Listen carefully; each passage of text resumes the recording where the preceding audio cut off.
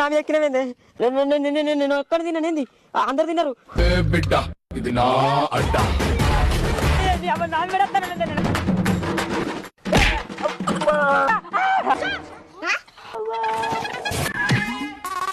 ఓ ఆ పుంజు దాన్ని పెట్టని తిన్నందుకు పగబడుతుంది అన్నమాట. లేకపోతే నేను పెట్టానుకొని పడబడుతుంది అనుకున్నావా? రా బిడ్డరా, నీ సంగతి చెప్తా. నీ అవ్వ, నీ అక్క, నీ అయ్యా. రా బిడ్డరా.